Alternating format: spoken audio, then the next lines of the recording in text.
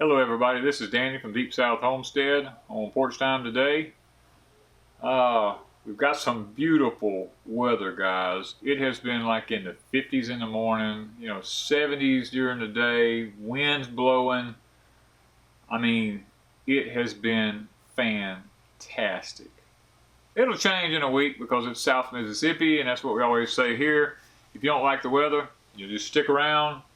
It'll change. And I know there's probably other parts of the country that says exactly the same thing, but and I'm guessing that the wind is probably from the feeder bands off of Irma. It's going to get pretty close to us, but I don't think it's actually going to make it to us, but it'll get kind of close. And for all y'all who've been through the hurricane, Harvey and Irma, guys, my hearts are out there with y'all, and we've prayed a lot for y'all. That's what I can say. We've opened up our house to the Lori family homestead from Florida. They didn't have anywhere to go, so we opened up our home to them, and it's been a tremendous blessing having them here. We've created a real bond and a friendship with them, and we wish them the best, on their place when they get a chance to go back home.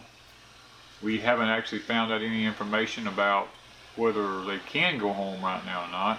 It's probably just going to take a day or so to try to make some phone calls and get that straightened out. But on Porch Time today, I want to talk about something that I've been asked this, and now that the Hurricane Harvey's happened and Hurricane Irma's happening,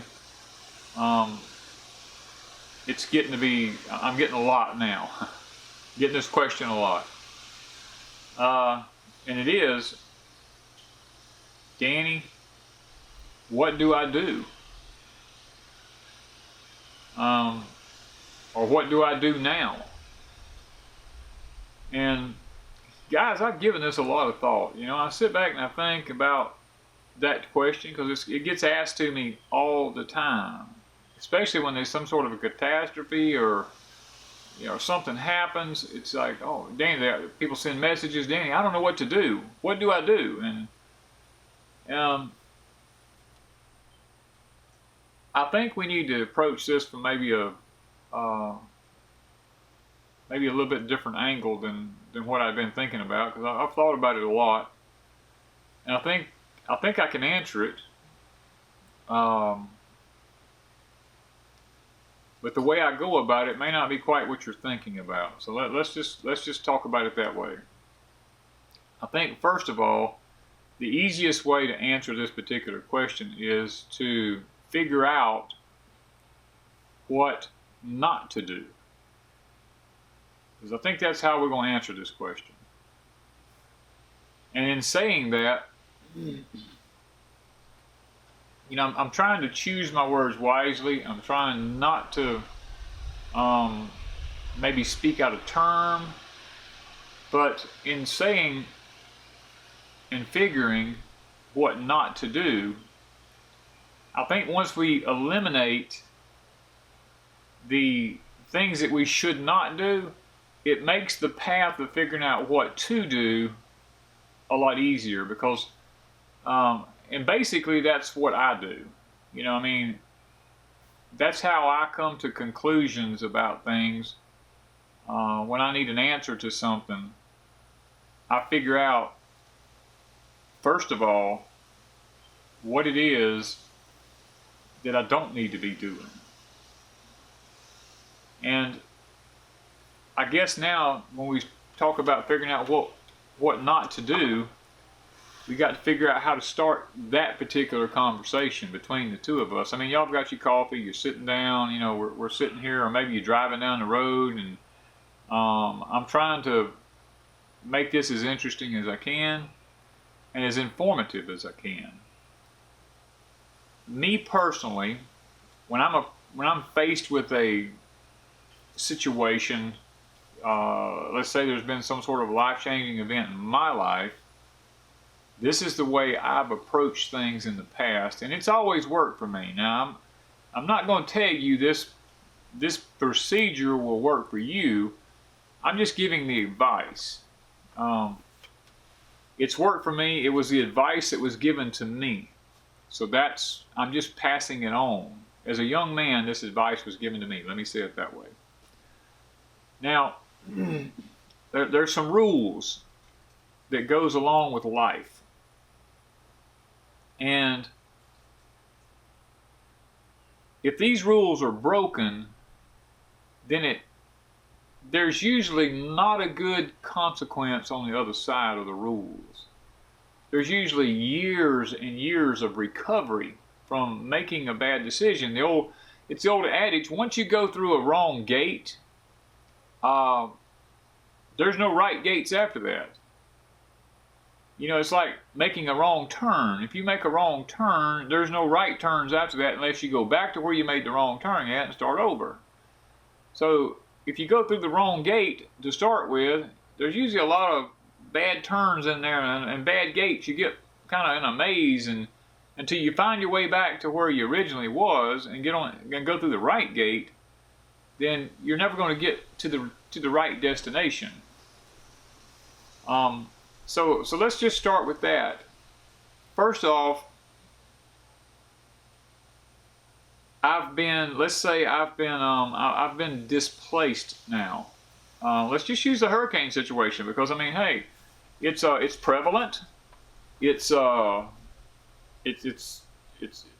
current. Let's go with that.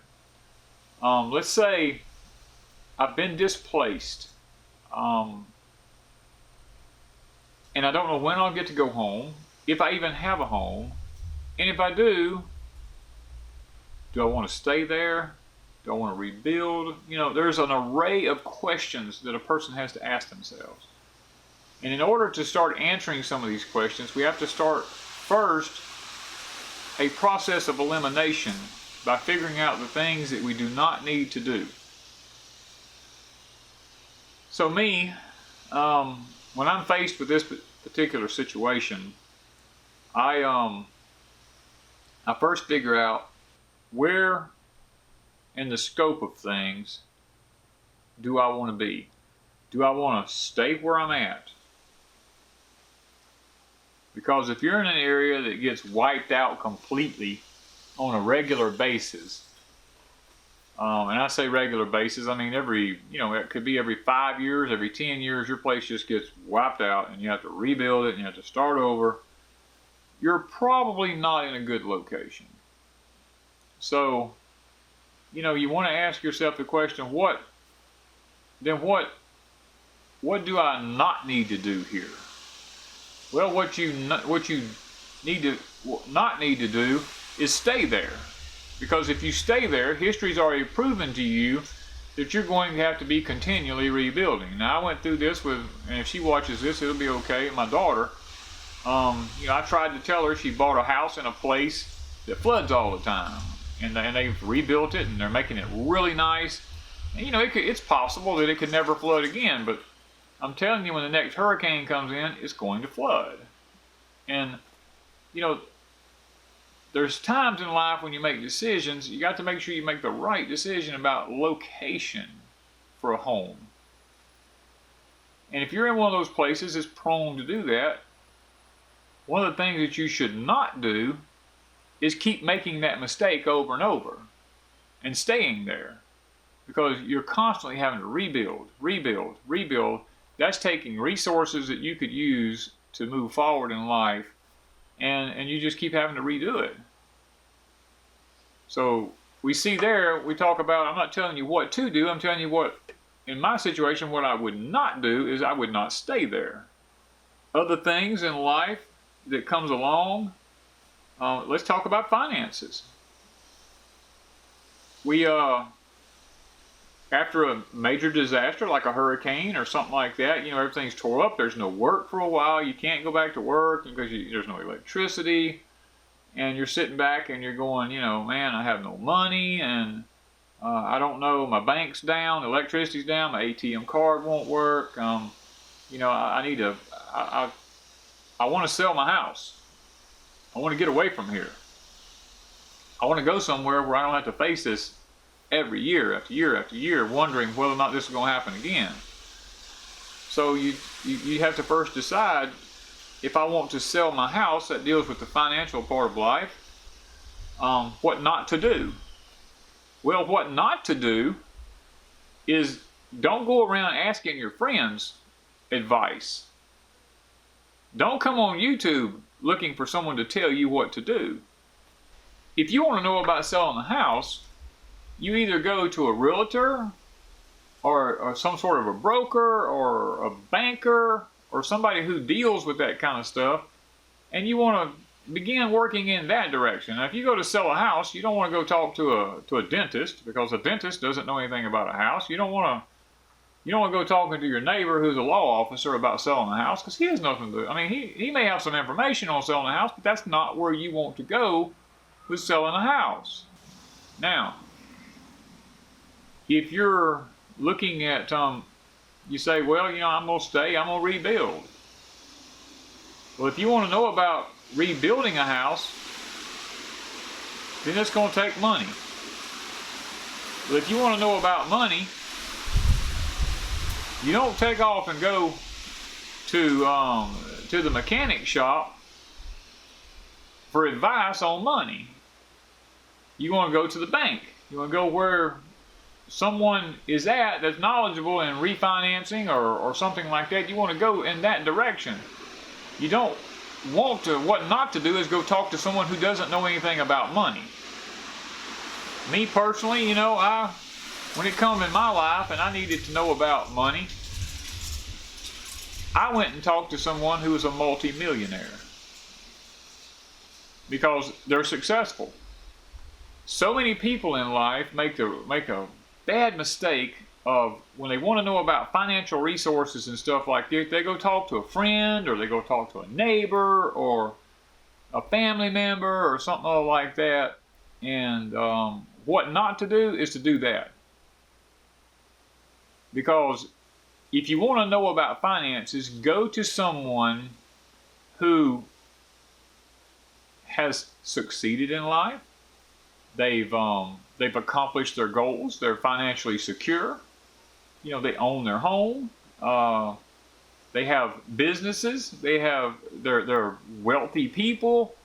If you want to know about money, you go talk to those people. You don't go talk to the neighbor who lives from paycheck to paycheck and try to get their advice, because they're just not going to give you any kind of advice that's worth taking. First off, what not to do is don't go to the wrong sources for information about what you should do in a particular situation. Always make sure you go to the right source for the information. There's so many situations in life where we as people seek advice, and we seek it in the wrong areas.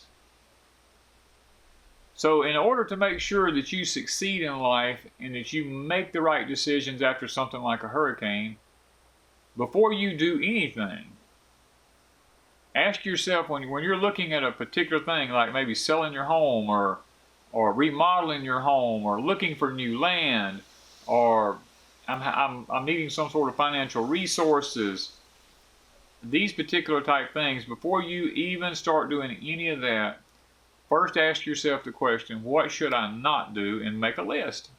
I should not do this. I should not do that. I should not talk to this person. I should not talk to that person. If I need advice on a particular thing, I need to go to someone who's knowledgeable in that field. Then when you do that, you will have success. Because I'm telling you from experience, I did patenting one time. And in order for me to find out about patents and how they worked, I went and talked to a guy who was a multi-millionaire who done his own patents. He had put out several patents. He was extremely wise in that area. And he sent me to other people who had done a lot of patenting and had their products on the market. And he told me to go talk to this person and that person. He told me particular lawyers to go talk to, particular patent attorneys to talk to. And I did, and the thing got up and ran, and it was doing fantastic. you know. So I mean, the main thing is to talk to the right person about what it is you have a question about. You know, if you want to know about drilling a well, the last person you want to talk to is a mechanic or an officer or a farmer or something like that. If you don't know about drilling a well, you go to a well driller. And you search out information from well drillers. You know, if I want to know something about the motor in my vehicle, I don't go out here and talk to a doctor about the motor in my vehicle, or talk to Joe Blow down the road down here about the motor in my vehicle. I go to a mechanic. And I search out good mechanics to get the information that I need to make sure I make a wise decision. So in order to know what to do and when to do it, the first thing you figure out is what I don't need to do. And usually 9 times out of 10, once you figure out what you don't need to do, you will have already answered the question about what you do need to do, because it will come to you while you're doing it. And you know, guys, and I know y'all hear the wind in the background. It's probably blowing about 25, maybe it may gust up to 30 every now and then. And I hope it's not distracting on the video,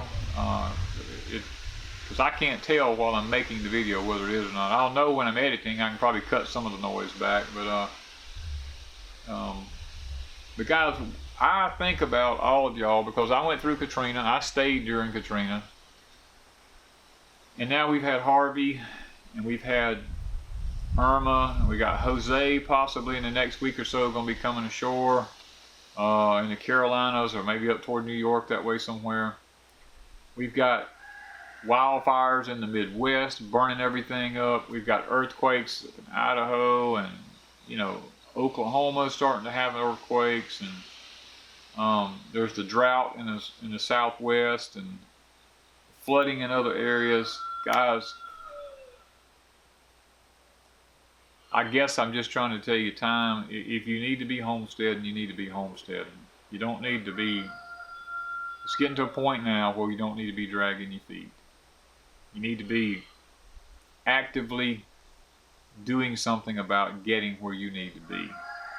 If you're inside the herd, you need to get out of the herd. And when I say herd, those of you who know anything about survival teaching or anything, you'll know I'm talking about inside a city. If you're inside a herd, you need to be getting out of the herd, because the whole concept here is, guys, if you're inside a city and something happens, some sort of a life-changing event, and guys, I tell you this because I love you, you know, you're not getting out. You know, you might be one of the lucky ones that actually knows how to go through the woods and can backpack it out if you don't have a big family, or if you're just by yourself and you have some sort of ability to, you know, you've got hiking abilities, you've got a good bug out bag that's set up. You know, we did the video, the live stream the other night about the preparedness box that we got from the Homestead Box people. I mean, I already had all that stuff out in my bug out bag, but it helps us to restock Wanda's bag now. Go watch that video and you'll see a lot of things in it that we got in that we're going to be putting in our bug out bag. And I've got many more things in that in my bug out bag. But guys, it's just this: if you're inside the city and something happens, say an EMP happens, or some sort of a CME, a coronal mass ejection happens, the chances of you getting out of that city is going to be slim to none. And the reason I say that is because 9 times out of 10, the husband's in one direction, the wife's in another direction, the kids is in another direction. And if it happens, like say in the middle of the day, and you know, if I was going to be one that was going to do that, that's when I would do it. Would be in the middle of the day while the families are completely dispersed. I wouldn't do it at night, because at night most families are together. It would be easier for them to function. But with everybody, with the kids at school, the wives at work, the husbands at work, if an EMP happens, the first thing you got to try to do is, you know, parents care about their kids. They're going to try to get to the kids. They're going to try to get the kids. They're going to try to get to the house. Guys, this is going to take time, because you're talking about utter chaos. You're talking about days. And once you've gotten to that point, Bridges have been shut off, roads have been shut off, you know, for security reasons. Martial law goes into effect. There's all these things that happens, and I mean, I'm not trying to scare anybody by no means. I'm just trying to be realistic with you. I get asked these questions, you want answers, I'm gonna give them to you. You know, you got to think about these things. There's no gas. There's not going to be any gas. Vehicles are not going to crank. Their cell phones are not going to work. There's no type of communication is going to work. You might have an old vehicle, pre-75, somewhere around in that area. It's got points and condensers that might actually crank. If the battery made it, depends on the type of EMP or coronal mass ejection that takes place, as whether or not it gets every battery. But it will get all the computer systems and stuff like that. Guys, you know, don't keep dragging your feet by procrastinating, saying, well, it's never happened. Guys, there's some things that's happened here lately that I'd love to talk about, but I'm not sure I can talk about. It has to do with our security system in our country. You know, there's some, how do I say this? There's the last CMEs we had from the sun here a few weeks ago, there's some satellites in outer space that got destroyed that had something to do with our defense system as far as having a shield with this country to stop any incoming problems. You know, guys, we're not as capable as we once were of stopping something from happening to this country now, because of these solar flares that just keep coming. And you know, we had one just yesterday, and there's more to come. So guys, what do I need to do? The first thing you need to do is get out of the herd. Get out of a city. If you're in a city, get out of a city as quickly as you can.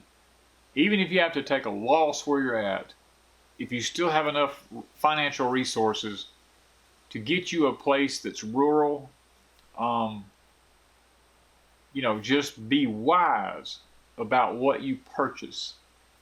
Do some background investigations. Don't go to a place where the taxes are just unreal. You know, don't buy a piece of property that there's no power anywhere around if you don't want to be off grid, because it's going to cost you thousands and thousands and thousands of dollars to get power to that property. Don't get a piece of property that don't have some kind of water source on it. You know, at least let it have a well or something. And don't buy in a place where it's going to cost you $20,000 to put a well in the ground. You know, I mean, use some common sense. Don't buy a place that's prone to being flooded. You know, try to get your elevation at 300 feet above sea level or more. It's preferably more.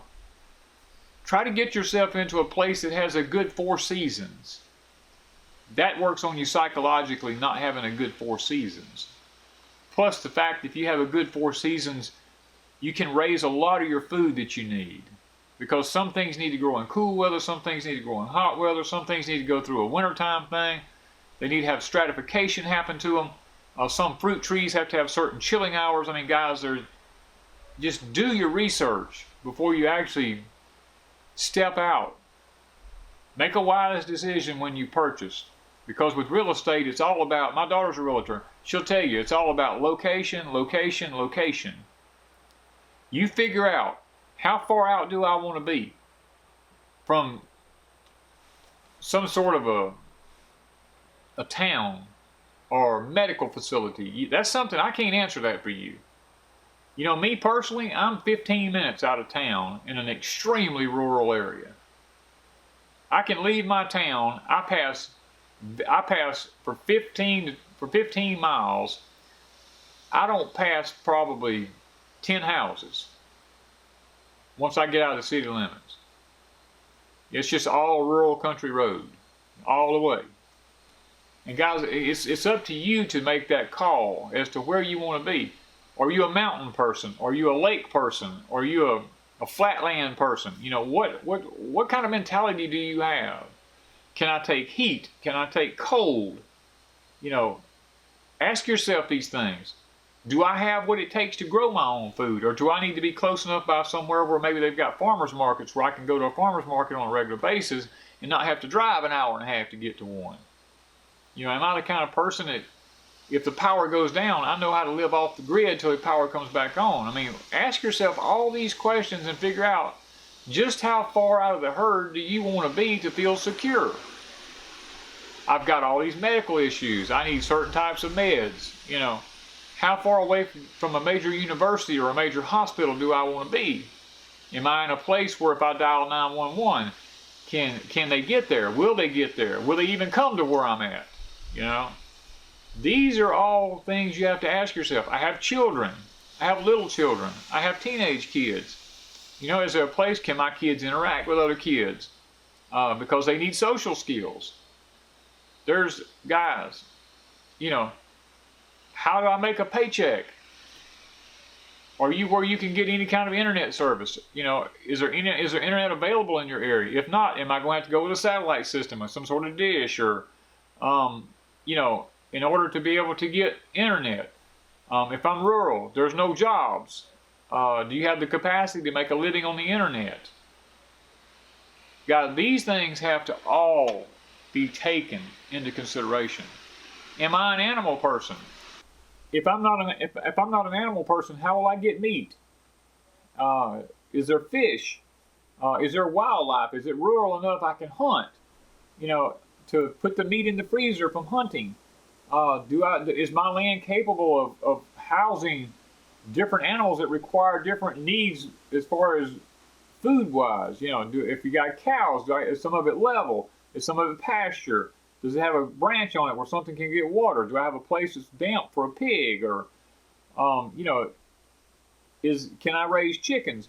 Is the critters too bad around there for me to raise chickens? Would they wipe them out? Is coyotes bad? Is foxes bad where I live at? Is there a pandemic of raccoons and possums and stuff like this? Because when you get rural, all these things come into play. You know, where I live at here, rattlesnakes are real bad because of sandy hills. I've got a creek in front of me, a creek behind me. It's real hilly here, and there's sand everywhere. Rattlesnakes love that kind of area. Moccasins. These are things we face on a daily basis here at Deep South Homestead. You have to make it up in your mind what it is that you can handle. Can you go out and hunt? Can you take a life of an animal? Can you skin it? Can you vesicrate it? Can you cut it up without it getting to you and then turn around and eat it? I mean, these are all skills that's been lost in the last couple of generations. Do I know how to get water out of the ground? If my well don't work, do I know how to get it out? I mean, these are all questions you have to ask yourself. These are skills that, you know, if there's no bullets, can I make a bow? Do I know how to shoot a bow to take an animal, to feed my family? Guys, there's, you know, I could go on and on and on. There's just an array of things that a person needs to know in order to know what to do. I'm not going to keep burning up a lot of your data because since these hurricanes have come in, I have noticed that the data's they've been having a lot of places in a lot of areas for internet services. Even where I'm at here, my internet has slowed way down. And I don't understand it. I know there's probably throttling it back because they need it somewhere else or whatever. But our internet's slowed way down. But guys, I'm telling you this stuff today because I feel like with the speed in which things are happening in our country, we're on the downhill side, let's say. Let's put it that way. Years ago, and I call this the snowball effect, when a snowball is little, it rolls really fast, and a lot of time goes by before it gets to be very big. But the bigger that snowball gets, the faster things begin to happen. And that's where we're at. You know, used to, every so often you'd hear about something happening in the country. It was kind of bad. But man, guys, now it used to be yearly, and then it's all of a sudden it's monthly you hear about this, and it's weekly, and now it's almost daily. Almost daily on my YouTube channel, somebody's sending me a message. Did you know there was an earthquake here in our state? Did you know we're having wildfires out here? Did you know we are in such a drought right now? Did you know they're hoarding back, they're making us not use enough water? Did you know we just got flooded out? I mean, there's all these things. Did you know there's been a massive shooting where I'm at? Do you know? Did you know that these gang rivals have come up where we're at? Guys, I get this stuff daily coming in, and my heart goes out to everybody. Is there a perfect place? I don't know. All I can do is tell you this. If Wanda and I had to relocate and we were displaced, I probably would be looking somewhere in northern Arkansas. I'd be looking in the Ozarks. I've traveled most of the country, and I really feel like that. I'm talking about me. I'm not trying to tell you what to do, but that's probably where I would go. I used to think about going to Tennessee all the time, or maybe North Carolina, but I'm starting to see things in places, that is changing my mind on that. And Wanda and I would probably be in the Ozarks somewhere. I'm just being honest. I'm not trying to say that's the best thing for you. You may have other thoughts. Tennessee may be the greatest thing what you want, and if it is, then you should go for it. Or anywhere else in the country. Maybe you have asthma issues or something like that, and you need to be where there's no humidity at. And maybe out west is the best place for you. Then that's what you need to do. You don't need to do what I tell you to do. You need to do what's best for you and your family. And guys, I got to shut this thing down. I got a lot to do today. I just felt the need to come on here and do this. I know Porch Time's usually, I try to be pretty informative, and I try to be encouraging. These kind of different things, maybe helpful with giving some information for some different things that goes on in life, maybe giving direction. And but my heart's burdened right now, and I feel like every day I wake up that we're a lot closer to where we don't want to be as a nation. And when I get the information in from different places and resources that I get information from, sometimes it's hard not to get anxious because of what I see coming. And then I start thinking about you guys, and a lot of you tell me I'm in a suburban area. I'm in an apartment complex. And I think about that. I think about y'all. What'll happen to you, because y'all like family to me, and it bothers me. I'm not gonna lie, it bothers me. I wished I could help all of y'all. I don't have the financial resources, If I had the financial resources, I would buy up a huge tract of land somewhere in a really remote area, and I would invite as many of y'all as wanted to live a homesteading lifestyle to come there, and we'd make a giant community. We'd be like the Amish people. We'd just make a giant community, and we'd help each other build our homes. We'd help each other put our fencing up. We'd help each other with gardening and canning. We have community services for everybody. Guys, I don't have them kind of resources. If I did, I'd do it for you. I really would. I'd probably work myself to death trying to figure out how to help everybody, because I have a heart for people, and it hurts me when I can't do more than what I'm doing. Me and my pastor talked about this past week.